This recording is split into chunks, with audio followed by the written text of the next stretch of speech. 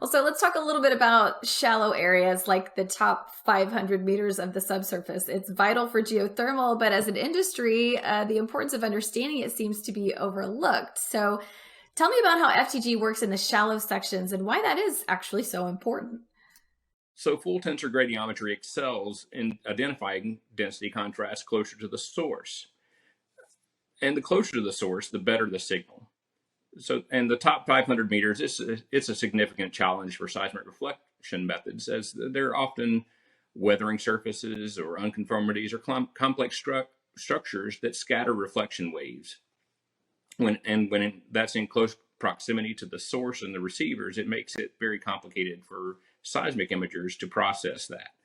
Uh, they will often use what are called static corrections to sweep this under the rug and produce a cleaner signal with depth. So that a lot of times that top few hundred meters of a seismic reflection profile is often a smoothed product that is designed to clean up the signal more than actually quantify what is actually there.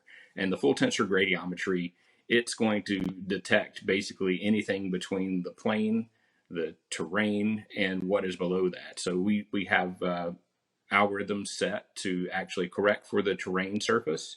And what we're actually trying to pick up is anything that is produced from geology, which is from the terrain down. Full tensor gradiometry has been utilized to help address the issue with seismic processing with promising results, as the density contrast that we measure does directly correlate to the interval velocities that are used in time depth conversions for seismic data. So it can be integrated with seismic measurements or seismic reflection measurements to improve their product as well. And anytime you have a more correct model, it helps make better decisions.